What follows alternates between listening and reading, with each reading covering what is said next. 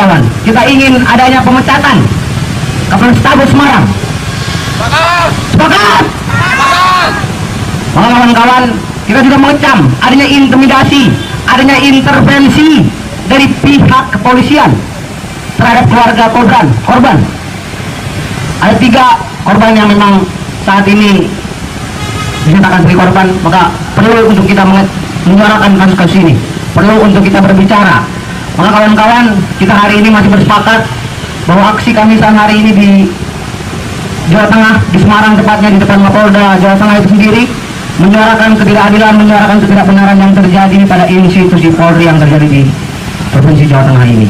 Kita sepakat bahwa kita ingin memecat Kapolrestabes Semarang. Sepakat. Lanjut lagi ya, sementara itu koordinator aksi Kamisan Semarang ya, dalam aksi sejenis demo ya, bernama Fatul Munif ya, yang di video ini saya narasikan sebagai mahasiswa gitu aja, sebagai mahasiswa. Padahal Fatul Munif ini adalah koordinator aksi Kamisan ya di Semarang atau sejenis demo ya. Dia mengatakan aksi di petang itu menuntut agar internal Polri melakukan evaluasi besar-besaran. Pokoknya semuanya dibenahi lah kan gitu ya. Pasalnya kasus pembinihan oleh polisi disebut sering marak terjadi di Indonesia, ratusan bahkan ribuan kasus ya dalam beberapa dekade ya. Jadi mereka merasa permasalahan di dalam kepolisian tak hanya sekedar oknum, lebih dari itu kerusakan di tubuh kepolisian dia rasa itu sudah struktural ya. Kepolisian dipelihara bukan untuk melindungi masyarakat, tapi justru menjadi alat pembinih masyarakat itu sendiri, kata dia ya. Dan dia juga mengecam tindakan kepolisian yang dirasa telah menutup-nutupi kesalahan Aibda Robik ya dalam kasus itu ya. Jadi dalam kasus ini Kapolrestabes terlibat dalam obstruction of justice atau menghalang-halangi dalam kasus pembinihan ini ya. Yang terlibat aktif melakukan fitnah, lebih dari itu melanggar kode etik, melanggar norma, bahkan melanggar nilai kemanusiaan itu sendiri ya. Oke, langsung aja kita lanjut. Para besar pemberitaan yang bohong, pemberitaan yang memang disengajakan untuk salah, hanya untuk menyudutkan korban. Korban sudah tidak salah, sudah menjadi korban pula. Betapa kejinya mereka yang berani-beraninya memfitnah dan menyebarkan berita bohong. Tuntutan kami tidak berangkat dari satu keinginan yang di atas angin atau tanpa dasar begitu. Kami merasa banyak tindakan-tindakan kepolisian yang memang harus mengalami evaluasi besar-besaran. Karena apa? Karena dewasa ini kemudian dengan tragedi-tragedi pembunuhan yang dilakukan oleh kepolisian semakin meningkat.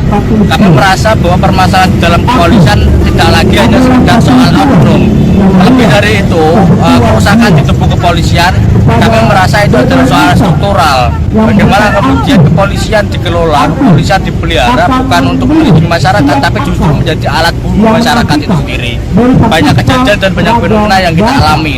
Kita belum lupa tragedi Kanjuruhan, kita belum lupa bagaimana kemudian api, kita belum lupa kemudian ditambah Kamada dan sebagainya, bahwa kami merasa tubuh kepolisian perlu dievaluasi besar-besaran atau dalam bahasa kami adalah reformasi kepolisian. Untuk apa? Untuk kembali membersihkan dan meluruskan tujuan atau cita-cita dari kepolisian itu sendiri, bahwa kepolisian diciptakan memang untuk melayani masyarakat Indonesia. Melayani, melindungi siapa? Melayani siapa? Katanya mengayomi. Ya, faktanya siapa? Masyarakat atau penguasa? Rintik kesakitan. Rintik itu disusul tangis ibu yang menggema ke sudut-sudut ruangan sampai ke hati nurani. Yang namanya penegak hukum di Polri Kapolres, yaitu Semarang, telah banyak melakukan beliau pelanggaran yang termasuk oleh Menteri SDM membuat rekayasa perkara. Maka kami rakyat Indonesia akan berteriak karena suara kami itu dipegang oleh rakyat Indonesia. Baik, ayoman-ayomannya yaitu melindungi, melayani yang di luar ini, apakah itu sudah terlaksana? Jika melindungi, baik yang rekayasa, baik juga oknum-oknum yang juga ikut bersekongkol, semua harus kita bongkar. Kapan dibongkar, mari berteriak, mari kita bersatu bahwa keadilan harus ditampa ada keadilan, maka harus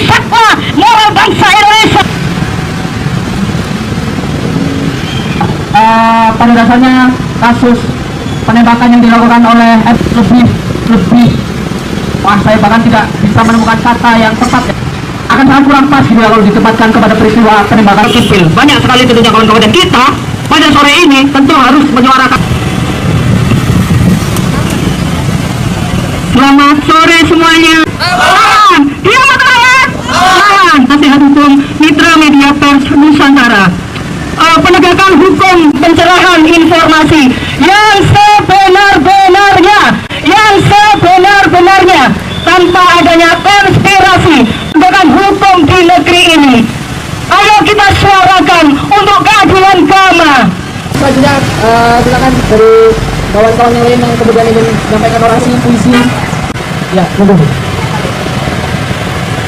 Anak yang dibentuk langsung oleh Kementerian Perlindungan Perempuan dan juga mewakili sebagai ketua Yayasan Merah Putih Nusantara Tengah yang sekaligus menjadi salah satu bagian oleh pihak keluarga, dan segera kita ingin adanya perlindungan bagi korban. Bagaimana kita menyuarakan kasus ini kawan? Kita ingin adanya pemecatan Kapolrestabes Semarang. Sepakat! Kawan-kawan, kita juga mengecam adanya intimidasi, adanya intervensi dari pihak kepolisian terhadap keluarga korban. Ada 3 korban yang memang saat ini dinyatakan sebagai korban, maka perlu untuk kita menyuarakan kasus ini, perlu untuk kita berbicara. Maka kawan-kawan, kita hari ini masih bersepakat bahwa aksi Kamisan hari ini di Jawa Tengah, di Semarang tepatnya di depan Mapolda Jawa Tengah itu sendiri, menyuarakan ketidakadilan, menyuarakan ketidakbenaran yang terjadi pada institusi Polri yang terjadi di Provinsi Jawa Tengah ini. Kita sepakat bahwa kita ingin memecat Kapolrestabes Semarang. Sepakat, teman-teman. Halo kawan, jumpa lagi dengan Toro Channel ya. Assalamualaikum warahmatullahi wabarakatuh. Allahumma sholli ala sayyidina Muhammad wa ala ali sayyidina Muhammad. Bismillahirrahmanirrahim. Oke kawan, kali ini kita upkan lagi ya kasus pengedoran siswa ya di Semarang ya. Dan hari Kamis ya, Kamis itu kemarin itu ada aksi, sebentar mata saya pedes karena kena blit. Jadi pada hari Kamis kemarin ya, itu maksa aksi Kamisan ya, namanya Kamisan karena hari Kamis. Masa aksi Kamisan di Semarang ya, menggelar aksi di halaman Mapolda Jawa Tengah, Kelurahan Mugasari, Kecamatan Semarang Selatan, Kota Semarang. Mereka menuntut pencopotan Kapolrestabes Semarang ya, Kombes Indian Alfa Terbaksa IA. Masa aksi Kamisan Semarang itu tiba di Mapolda Jateng sekitar pukul 6:30 pagi ya. Masa yang mengenakan pakaian dan payung hitam itu hadir sambil membentangkan poster bertuliskan "Robik tidak bercerita, tiba-tiba ngedor siswa, hukum berat, polisi pembini ya. Kerja polisi pamer prestasi, lupa evaluasi, robik betah, izin dipecat malah banding." Kan kata-katanya di dalam spanduk itu kayak gitu itu ya. Maaf, ini beritanya kadang terang kadang gelap, maklum keterbatasan. Aksi itu juga diikuti perwakilan Lembaga Bantuan Hukum LBH Semarang, yaitu Fajar Muhammad Andika ya, yang dia vokal memberi keterangan ya, yang menuntut agar Kapolrestabes Semarang Kombes Indian Alfa Terbaksa IA bisa dicopot dari jabatannya. Pasalnya dia sempat menarasikan GRO atau korban sebagai pelaku selawuran yang melakukan penyerangan sehingga didor oleh Aibda Robik Zainuddin ya. Jadi tuntutan keluarga korban masih sama, adalah menuntut agar Kapolrestabes Semarang dicopot dari jabatannya karena diduga melakukan manipulasi fakta. Ya, jadi langsung aja kita simak. Kemarin baru saja bertemu dengan ngobrol kembali, berdiskusi kembali dengan keluarga korban bahwa tuntutan dari keluarga korban masih sama, adalah meminta agar Kapolrestabes itu segera dicopot dari jabatannya karena dianggap diduga kuat bahwa melakukan pemanipulasian fakta, di mana pemanipulasian fakta itu terlihat dari sekitar 2 minggu yang lalu memaparkan ke publik bahwa pelaku itu melakukan penembakan karena diserang oleh korban. Nah, ternyata setelah kita lihat ketika kita melakukan investigasi dan kemudian diperkuat dengan adanya CCTV, diperkuat juga dengan adanya sidang etik yang kemarin kita yang sama, bahwa penembakan itu memang dilakukan secara sewenang-wenang. Tidak ada, kami tegaskan, tidak ada penyerangan terhadap pelaku yang kemudian seakan-akan pelaku itu legitimate untuk melepaskan tembakannya. Nah, yang perlu jadi catatan adalah Kapolrestabes kami rasa telah melakukan inkonsistensi pernyataan sehingga sehingga membuat publik itu kebingungan dan sempat terpengaruh juga bahwa pelaku adalah korban itu merupakan melakukan tindakan penyerangan, tapi pada faktanya sebenarnya itu sama sekali tidak. Oke kawan, jadi saya tekankan sekali lagi ya. Jadi perwakilan dari LBH Petir Semarang, dia melakukan investigasi ya sebelumnya sudah melakukan investigasi dan diperkuat dengan video CCTV dan sidang etik kemarin ya, belum lama, dan dilihatnya bersama pengedoran itu dilakukan secara sewenang-wenang. Dan perwakilan dari LBH Semarang menegaskan tidak ada penyerangan terhadap pelaku. Nah gitu. Jadi masa aksi Kamisan, karena hari Kamis kemarin dinamakan Kamisan ya, di Semarang, petang itu mengecam ya tindakan Kapolrestabes Semarang yang dinilai menutup-nutupi fakta dalam kasus pengedoran siswa SMKN 4 Semarang. Jadi untuk Kapolres dirasa melakukan inkonsistensi ya. Inkonsistensi alias tidak konsisten ya dalam pernyataannya, sehingga membuat publik kebingungan dan sempat terpengaruh bahwa korban melakukan tindakan penyerangan. Faktanya tidak ada sama sekali. Itu sudah dijelaskan oleh si Fajar Muhammad ya, perwakilan dari LBH Semarang ya. Kemudian aksi itu pun diwarnai puisi, orasi dari para aktivis yang ikut hadir menyuarakan keresahannya dalam kasus pengedoran GRO. Salah satunya pegiat seni asal Semarang yang bernama Basa Basuki Usia 57 dengan tegas menyuarakan keresahannya meski usianya sudah tak muda lagi seperti saya, sudah tua. Ya. Dia membandingkan ya kasus GRO dengan kasus Gus Miftah yang sampai mengolok-olok seorang penjual es teh sehingga balik diolok-olok netizen media sosial dan berujung mundur dari jabatannya. Tindakan kecil Gus Miftah dinilai mampu memberikan pengaruh besar dan atensi masyarakat. Katanya gitu ya. Akan menjadi sebuah ironi ya, manakala peristiwa kemanusiaan yaitu pengedoran seseorang pelajar oleh seorang pejabat negara ini sebaliknya hanya menjadi sebuah berita kecil. Ini sangat menusuk hati nurani rakyat ya, kata si pendemo itu. Pada kesempatan itu dia mengajak seluruh peserta aksi berdoa untuk GRO almarhum dan meminta mereka untuk terus mengawal kasus GRO hingga Aibda Robik dihukum semaksimal mungkin. Kan ceritanya begitu ya. Oke, kita lanjut lagi pernyataan dari Kompolnas ya. Kita langsung aja kita gas, tonton ya. Sedangkan pada agenda-agenda lain seperti penuntutan, kemudian pembelaan dari pelaku, kemudian pendalaman dari pelaku itu kami tidak bisa mendengar proses itu secara langsung, sehingga kami tidak tahu motif yang dilakukan.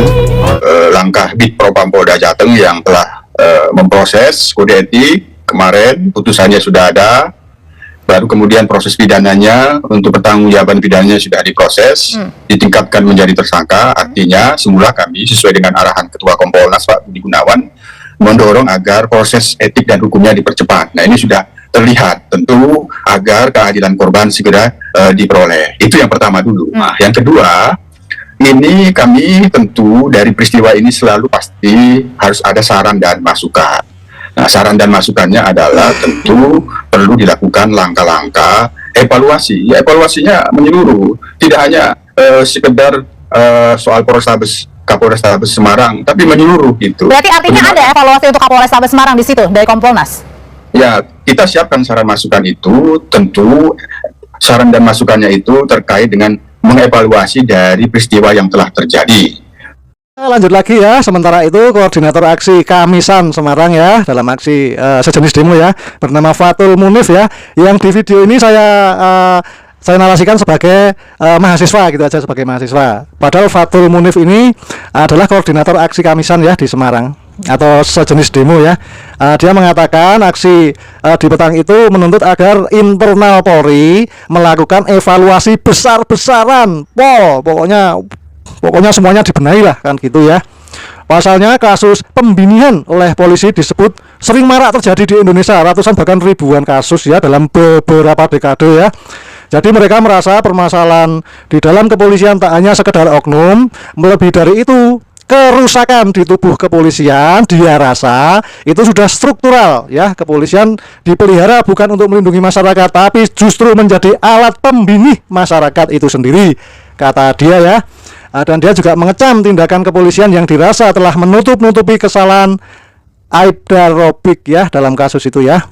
Jadi dalam kasus ini Kapolrestabes terlibat dalam obstruction of justice atau menghalang-halangi dalam kasus pembinihan ini ya. Yang terlibat aktif melakukan fitnah, lebih dari itu melanggar kode etik, melanggar norma, bahkan melanggar nilai kemanusiaan itu sendiri ya. Oke, langsung aja kita lanjut Kompolnas.